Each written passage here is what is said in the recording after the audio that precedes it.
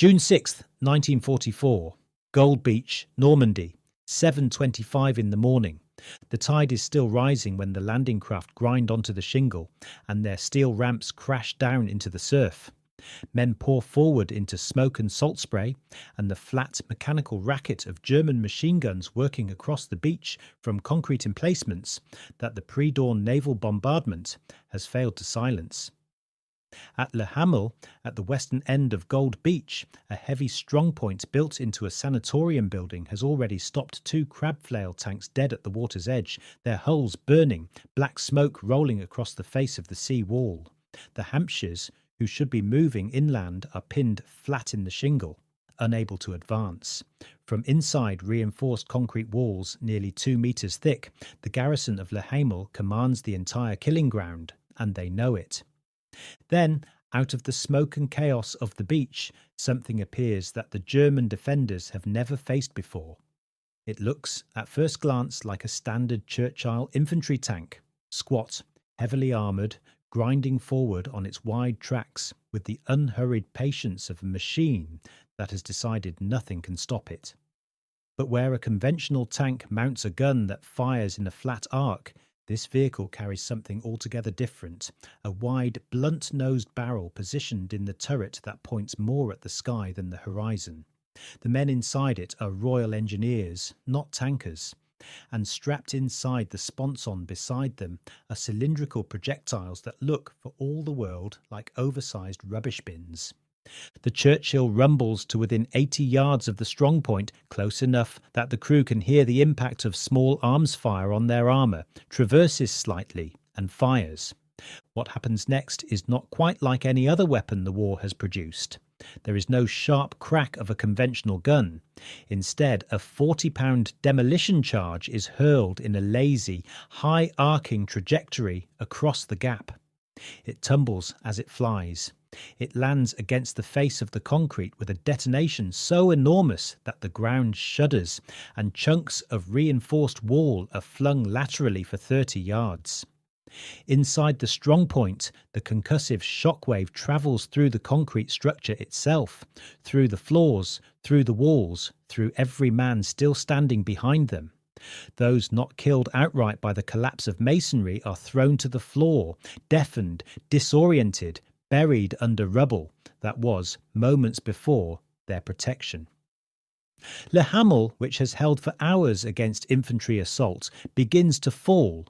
The device responsible was officially designated the mortar, recoiling, spigot, 29mm, Mark I. The projectile it fired was catalogued as the bomb, demolition No. 1. But no soldier in 1944 called it either of those things. They called it the Flying Dustbin. And the story of how it came to exist, born out of catastrophe, developed in secret, tested in the English countryside, and deployed against some of the most formidable fixed defences ever constructed, is one of the war's most consequential engineering achievements. To understand why the Flying Dustbin needed to exist, it is necessary to understand what happened 2 years earlier on the coast of France. On a grey August morning that became one of the most costly hours in the history of the British and Canadian armies. 19th August 1942, Dieppe. An Allied force of over 6,000 men, the great majority of them Canadian, landed in the teeth of fully alerted German defences in an operation that had lost the element of surprise before the first man stepped ashore.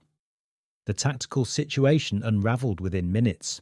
From chalk cliffs rising directly from the beach on either flank, German heavy machine guns and artillery pieces mounted inside concrete bunkers swept the approaches from positions that the naval bombardment had not reached, and that conventional tank guns could not engage at the right angle to penetrate. Engineers tasked with clearing routes off the beaches and demolishing obstacles to allow tanks to advance into the town were exposed on open ground without armoured protection. They were cut down in numbers that shocked even experienced commanders. Casualty rates among the engineering parties reached 68%. In 9 hours of fighting, more than 900 Canadian soldiers were killed and nearly 2,000 taken prisoner. It was, by any measure, a catastrophe. But even in failure, Dieppe was a laboratory. Combined Operations Headquarters pored over every account, every survivor's testimony, every frame of footage. Several lessons emerged with cold clarity. Landing against a fortified port was prohibitively costly without specialised equipment to deal with concrete defences. Engineers needed armoured protection if they were to function in the forward edge of battle. And standard tank guns, designed to defeat other tanks on open ground, were almost entirely useless against reinforced concrete bunkers set into hillsides or cliff faces. A 6-pounder anti-tank gun could punch through the armour of a German tank at 500 yards. Against 2 metres of reinforced concrete, it was an irritant. The arithmetic was brutal. The Atlantic Wall, the vast system of coastal fortifications that organisation TOT had been constructing along the French and Belgian coastline since 1941, using slave labour from occupied Europe, was not primarily built to defeat tank guns. It was built to survive naval bombardment. Individual bunkers at the stronger positions incorporated walls between 1 and 4 metres of reinforced concrete. Standard high-explosive shells from naval guns could batter the exterior and throw debris around the vicinity, but the men inside, protected by the mass of the structure, could emerge to fight the moment the bombardment lifted. The problem was not lack of firepower in general terms, it was lack of the right kind of firepower delivered at the right range against the specific vulnerability of these structures. What was needed was a weapon that could get close, very close, and deliver a demolition charge large enough to crack the structure open or, at minimum, transmit enough concussive energy through the concrete to incapacitate the men sheltering inside it. The question was, who could build such a thing? And quickly enough to matter. The answer came from 2 separate threads of British engineering ingenuity that in the autumn of 1942 were woven together into a single vehicle. The first thread led to a Canadian Royal Engineer officer named Lieutenant J. J. Denevan, attached to the Department of Tank Design at a facility in Britain. Denevan, who had studied the Dieppe disaster with particular attention to the fate of the unprotected engineering parties, proposed a vehicle that could carry sappers and demolition stores into battle under armoured cover, allowing them to work on obstacles without being exposed to fire. The idea was sound, but found little institutional enthusiasm in a system already stretched by competing priorities. Denevan, who appears to have been a man of considerable initiative, responded to official indifference by simply acquiring a Churchill tank. The precise mechanism of this transaction is diplomatically undocumented, and, with colleagues at the first Canadian Mechanical Equipment Company, began building a prototype in his own time. He stripped the interior of its ammunition racks and turret basket, replacing them with storage for demolition supplies. He modified the side hatches to allow engineers to exit and return quickly. The Churchill, it turned out, was almost ideally suited for this purpose. It was heavily armoured, capacious inside, mechanically predictable, and possessed of sufficient internal volume to carry both a crew of 6 and a substantial quantity of explosive stores. The second thread led to Colonel L.V.S. Blacker, inventor eccentric and one of the more persistent figures in British weapons development, who had spent much of the pre-war period experimenting with spigot mortars. Unlike conventional mortars, which have a barrel from which a bomb is launched, a spigot mortar operates on the opposite principle. A steel rod, the spigot, is fixed to a base plate, and the bomb itself has a hollow tail that is pressed down over it. When the propellant charge fires, it blasts the bomb upward off the spigot. The design is conceptually simple, robust in the field, and capable of launching a very large projectile without the weight penalty of a conventional barrel. Blacker had already adapted this principle into the 29mm Blacker Bombard, an anti-tank weapon issued in large numbers to the Home Guard during the invasion scare of 1940 and 1941, and had been working through MD1, the Ministry of Defence's unconventional weapons laboratory, protected directly by Winston Churchill and known to its own staff as the Toy Shop, on progressively larger variants. The mortar, eventually married to Denovan's engineered Churchill, was officially designated as the 290mm Petard, though the spigot itself was only 29mm in diameter, a figure that, extracted from context, was deliberately misleading about the true caliber of the projectile it launched. The bomb it fired, the bomb Demolition Number 1, was a blunt-nosed cylinder 230 millimeters in diameter, filled with 18 kilograms, roughly 40 pounds, of high explosive. When it left the mortar, it did so in a slow, high arc, tumbling visibly through the air at a velocity so low that observers could sometimes follow its flight with the naked eye. This apparent gentleness was deceptive. At impact, those 18 kilograms of explosive, equivalent to the combined effect of roughly 4 standard hand grenades apiece for every pound of charge, delivered their energy against a surface area that allowed the shockwave to propagate directly into the mass of the target. Against brick, it was devastating. Against reinforced concrete at the optimal range of around 70 to 80 yards, close enough that crews could feel the pressure wave of their own discharge. It could crack walls thick enough to stop conventional shell fire entirely, sending shockwaves through the structure that were lethal or incapacitating inside even when the outer surface appeared largely intact. The mortar was mounted in place of the Churchill's standard 6-pounder gun, and the AVRE, Armoured Vehicle Royal Engineers, was born. The vehicle was demonstrated to senior commanders at Hankley Common, Surrey, in early 1943, where one test sequence involved firing 12 consecutive rounds against a 6-foot thick concrete wall. The wall was breached, with a gap wide enough for a tank to pass through. Orders for approximately 700 vehicles were subsequently placed, drawing on stocks of Churchill Mark III and Mark IV hulls.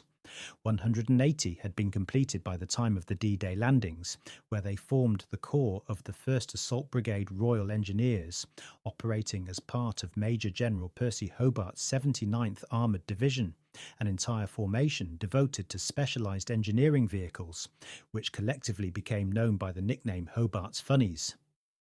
Reloading the Petard was an operation that demanded, as one account delicately put it, considerable nerve. The turret was traversed until the barrel lay over the co-driver's forward hatch. That hatch was slid open from inside the tank, and the co-driver, exposing only his hands and forearms to the outside world, reached up and pushed the next round into the muzzle. The mortar barrel was hinged to tilt forward during this process, swinging down to meet the ammunition as it was pressed home. The entire sequence took around 26 seconds under favourable conditions. Under fire, on a beach or approaching a strong point, it took whatever time it took.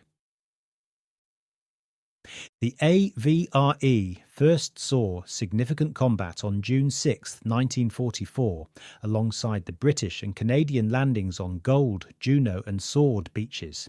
Their impact was immediate and, in several instances, decisive. At Le Hamel on Gold Beach, the strong point mentioned at the opening of this account, the sanatorium position that had already inflicted serious casualties on the Hampshires was ultimately reduced by AVRE fire after conventional approaches had failed. At the sea wall at La Brèche on Sword Beach, an Havre that had already lost its main armament continued to advance and pressed its hull directly against the concrete sea wall, its crew emerging under cover to plant demolition charges that breached the obstacle and allowed the infantry follow-on. German Unteroffizier Henrik Nauber of the 325th Infantry Division, writing in his account of the Gold Beach fighting, described the approach of an AVRE under fire from his position, watched an 88mm round deflect off the turret face, and then observed the Churchill drive to within 2 meters of his bunker before the Petard fired. What happened to the men in his immediate vicinity as a result of that discharge he describes in terms that require no elaboration. The psychological effect on German defenders who witnessed these vehicles in action was considerable and is documented in several post-action accounts.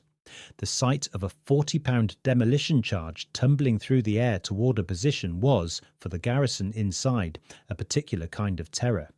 Standard artillery shells arrived with almost no warning. The Flying Dustbin could be seen in flight. Survivors described watching it complete its arc and knowing, with perfect certainty and insufficient time, exactly what was about to happen. Where the Petard could not destroy a position outright, the AVRE was frequently partnered with the Churchill Crocodile, a flamethrower variant that towed an armoured trailer carrying 400 gallons of pressurised flame fuel. The combined tactic became known informally as corkscrew and blowtorch. The AVRE would crack the bunker open with a petard round, forcing or blowing open the apertures. The Crocodile would then project burning fuel through the breach. Very few garrisons subjected to this combination chose to remain in their positions. Beyond the beaches, the AVRE continued in service through the campaign in northwest Europe. During Operation Veritable in February 1945, the brutal push through the Reichswald forest toward the Rhine, AVRES were used against hardened positions in forested terrain where conventional armour was struggling to function.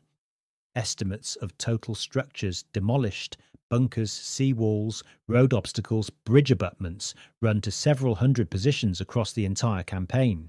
Precise figures are difficult to establish because many AVRE operations were reported simply as engineer tasks completed rather than as separate engagements. If you are finding this interesting, a quick subscribe helps more than you know and means more stories like this one.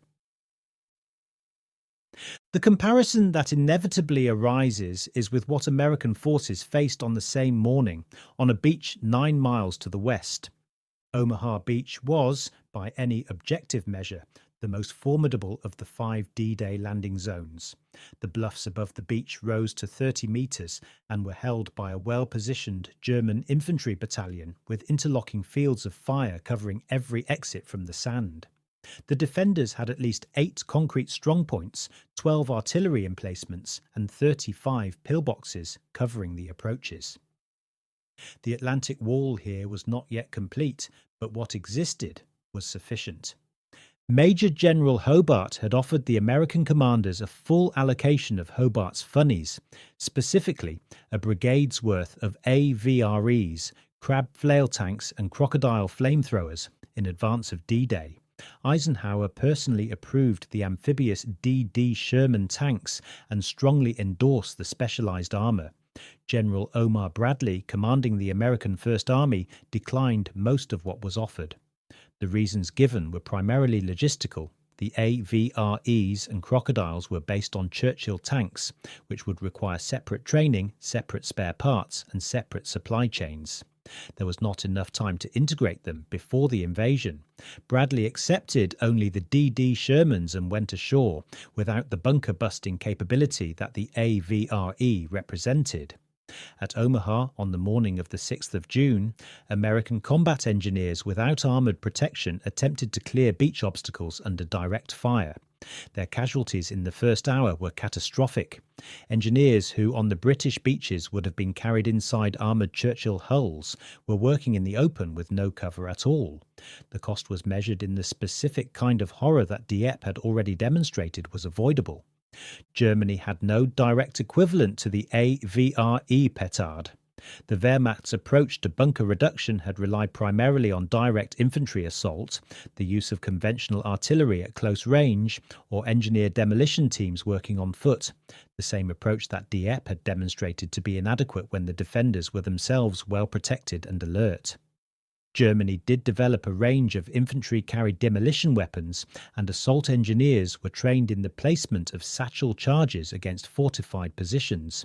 But the concept of a heavily armoured vehicle specifically designed to deliver a large demolition charge at close range, and then allow its crew to conduct additional engineering work from within the protection of its hull, was not systematically pursued. The Sturmtiger, a late-war German vehicle mounting a 380mm rocket mortar in a heavily armoured hull, shared some conceptual similarities with the AVRE in terms of scale and purpose, but it was an entirely different weapon in character. Designed for urban assault against Soviet positions in cities, enormously complex and available in fewer than 20 units. The AVRE, by contrast, was produced in the hundreds from modified existing hulls using a weapon system derived from Home Guard equipment and was ready in time to matter. The American military did not fail to note what had happened on Omaha versus what the British AVRES had accomplished on Golden Sword. Post-war American doctrine on combat engineering absorbed many of the lessons that the Churchill AVRE had demonstrated, and the concept of armour-protected engineer vehicles capable of engaging fortified positions at close range with demolition charges remains embedded in the military thinking of virtually every major army in the world. The historical assessment of the Flying Dustbin is, like most military history, complicated by the gap between what was achieved and what might have been possible under different circumstances. What is clear is this: the AVRE performed the specific task it was designed to perform.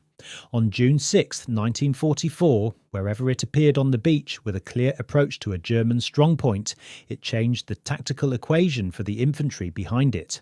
Positions that had stopped men cold became rubble within a minute of an AVRE's arrival at effective range.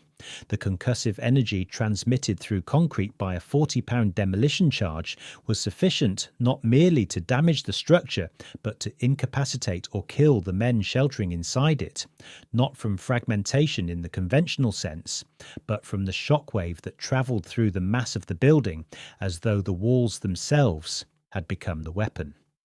German defenders who survived Petard rounds fired against their positions described experiences consistent with what modern medicine would recognise as severe blast injury: rupture of the middle ear, disorientation, loss of consciousness, internal hemorrhaging.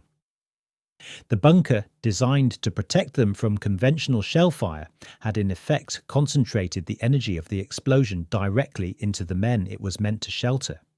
The psychological dimension is harder to quantify but impossible to dismiss. The 79th Armoured Division's own post-action reports noted that the morale impact of the Petard mortar caused many German garrisons to abandon their positions rather than wait for its discharge. The spectacle of a tank that could drive to within 80 yards of a concrete fortification and then throw what appeared to be a rubbish bin at it, an object visible in flight, and have that object bring the position down around its garrison's ears, was a form of psychological warfare the Germans had not anticipated and had no immediate response to.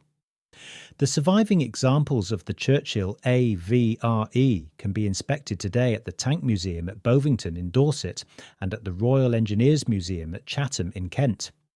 There are also preserved vehicles at the landing sites themselves. An AVRE sits at Grey-sur-Mer at the western end of Juno Beach, close enough to the sand that on clear mornings you can stand beside it and look across the water toward England and think about the specific chain of failures, catastrophes, improvisations and inventions that put it there.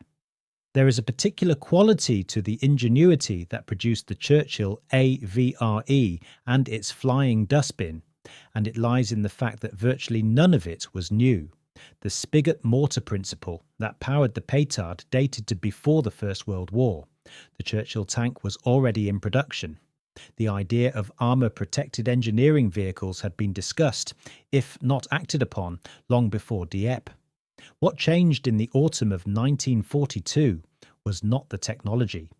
What changed was the undeniable, blood-soaked proof of what happened without it. A Canadian lieutenant unofficially acquired a tank and rebuilt it in his spare time. A British eccentric with a fondness for unorthodox weapons had been pushing a spigot concept through indifferent War Office committees since the late 1930s. A department operating under Winston Churchill's direct protection, known by its staff as the Toy Shop, provided the institutional cover and the engineering resource to bring both together.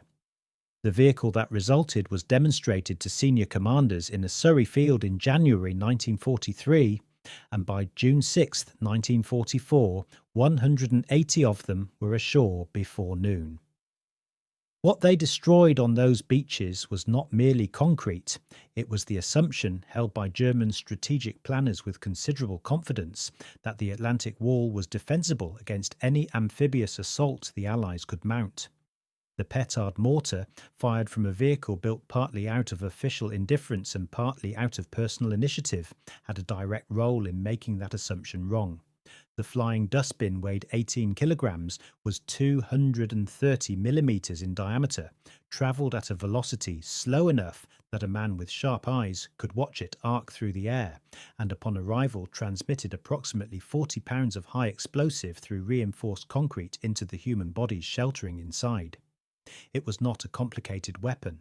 That, in the end, was the point.